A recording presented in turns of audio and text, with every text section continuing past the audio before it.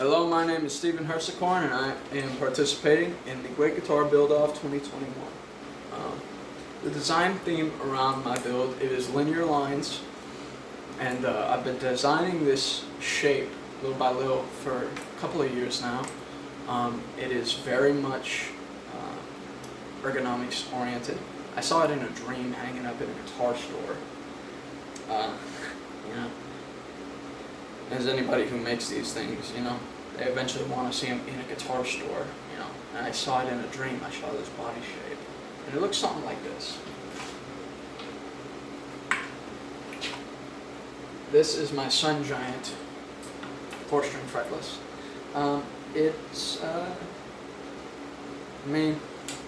It's designed around ergonomics and balance and a myriad of other things. It's got these. It was rather crude at the time, but it's the best thing I could think of at the time to,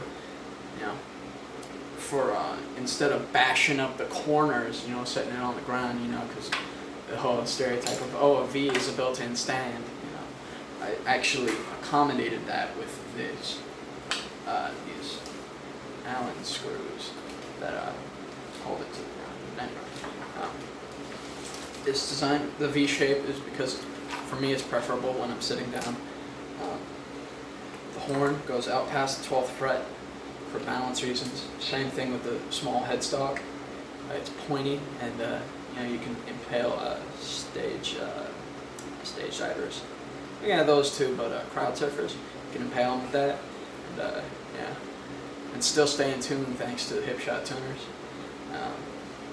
It's fretless because at the time I wanted to play fretless for a little while, and I was kind of scared to put frets in, because the whole idea just kind of scared me a little bit.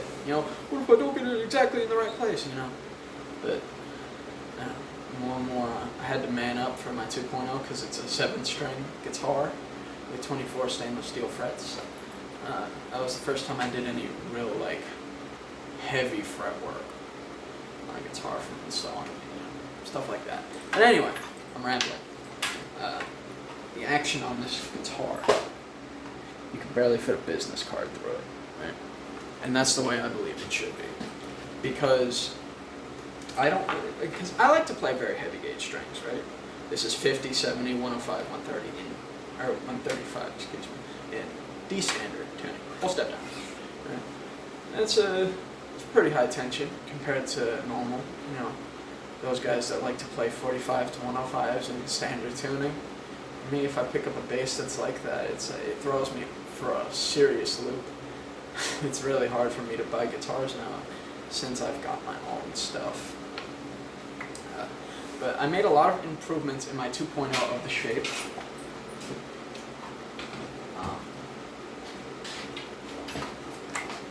Which is this.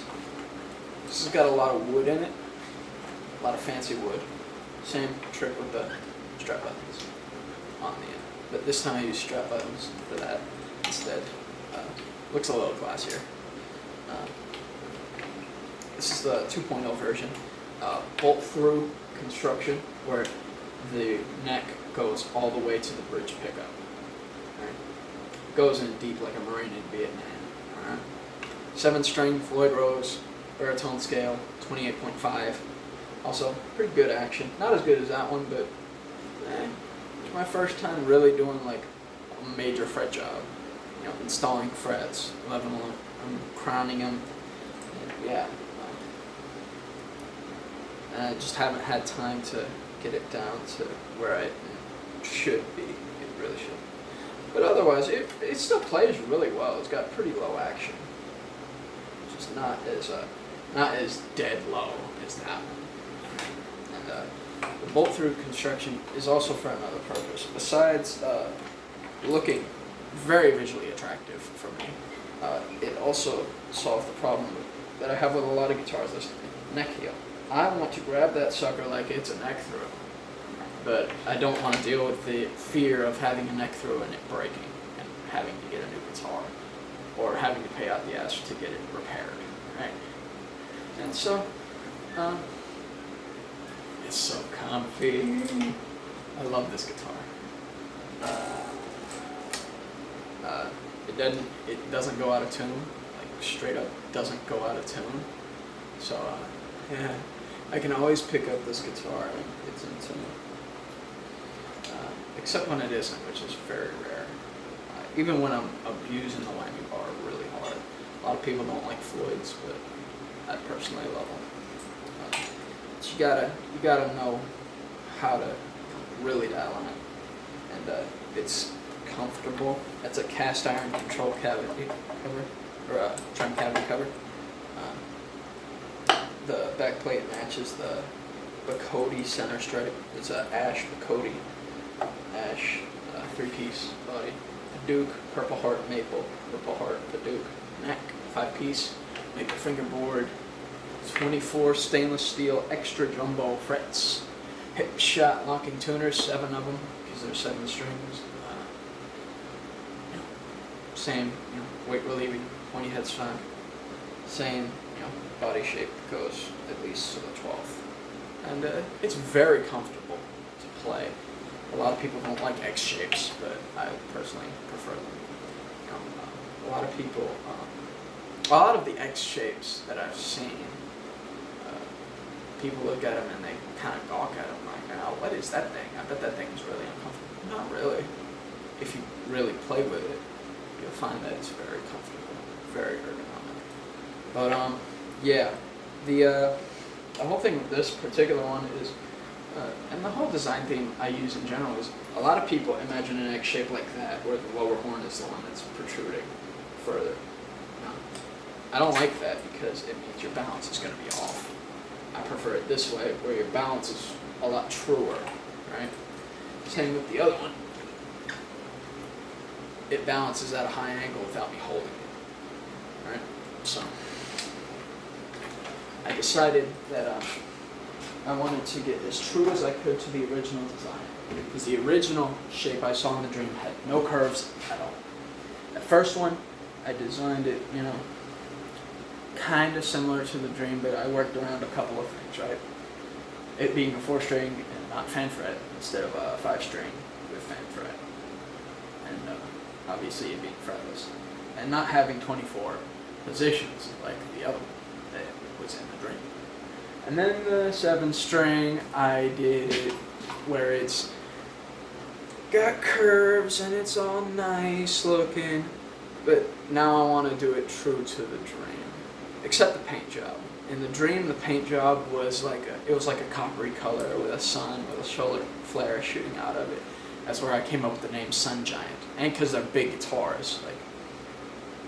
I took the 7-string to church one day to see if the guitar player wanted to play it. I played bass and sing for them, and he played it and he goes, "Dude, this guitar is too big."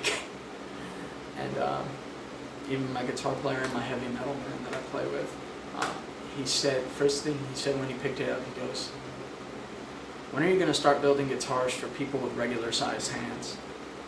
It's like, well, Anyway, I'm using Carina body this time. Big old chunk of Carina, 2-inch thick slab. I got it's really nice, and I always wanted a Carina guitar.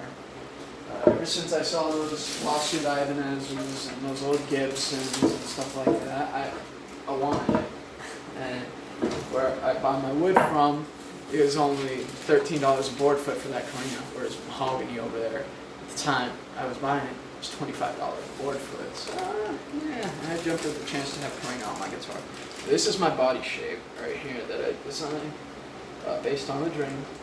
It's kind of crinkly, might be a little hard to see, but yeah, it's I designed it to be pretty much completely facets, bolt through construction, you can see there, and I designed it around a Kaler and having 27 frets. A lot of those old side crosses from Ibanez had 27 frets, and I thought it was really cool. You can, if you got a 5-string bass or any bass really with the 24 frets and you tune standard, you'll match it on that high 27th fret, and I thought that was really cool. And so, yeah, I decided that I was going to do that. I hardly ever use a neck pickup, so it's like, what does it matter to me?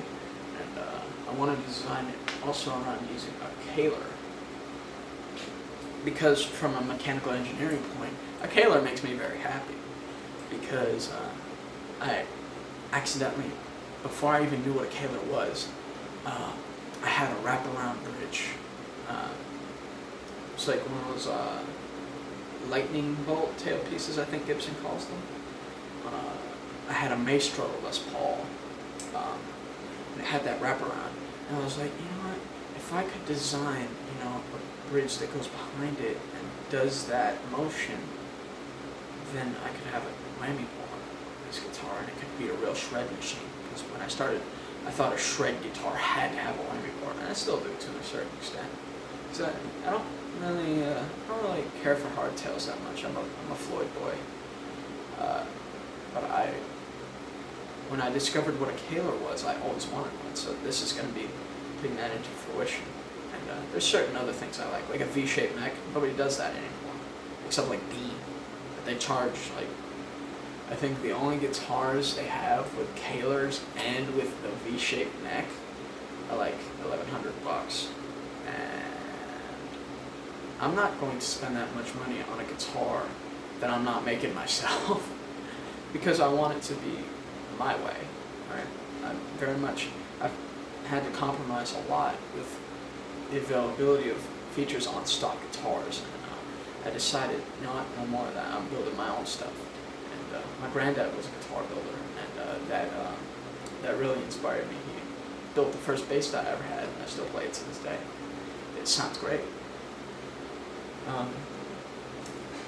I made a new neck for it because the old one was, it got so bowed over time that it was improperly stored for a number of years before it got into my hands, and the neck was just too far gone after a few years of playing it, and so I had to make a new neck.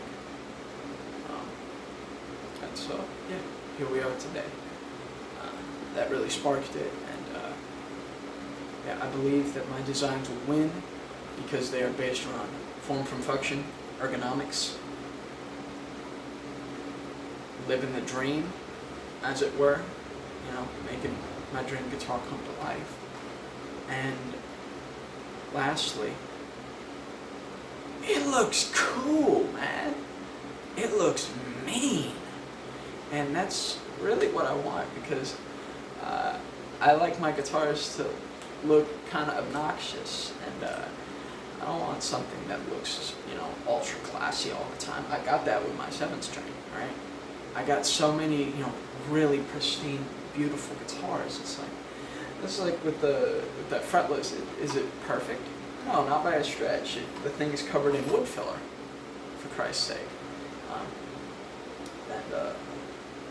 Yeah, that's what that brown color is. It's dusting glue, a la Ben Crow. Thank you for starting this competition, because I really appreciate it. And it made me want to take my guitar making to the next level. So, yeah, thanks for that. But that guitar right here, this little thing, the thing is covered with wood filler. I was gonna paint it white, as you can see on the back, tone mahogany. It's me and my band use tone wood as a meme, just because it's so divisive. It's so funny to watch these people fight over something like that, and it's like, really? You're gonna fight over, whether, if the guitar sounds good, play it. If it doesn't sound good, don't play it. Why does there have to be, a whole stigma around it? If it should be on a case-by-case basis. Does that guitar sound good? Yes. Cool. Does that guitar sound good? No. Oh, that sucks. Does that one sound good? Yeah. I've played plenty of guitars with the same types of wood on them. One of them sucks, the other one's awesome. Right? And it comes down to, look at all the, it's wood filler in the bevels, because I tried to do it by hand instead of with a router bit, and I went way too deep, so I tried to fill it back in, and it's a little fugly, but it sounds good, and the action on it is superb. Yeah, it is my baby. Yeah, it's the best sounding bass I own. It's the best playing bass I own. And it's so good, man. And so I wanted more. So yeah. I believe that I'm gonna win. Great Guitar Build Off 2021. I'm coming for you.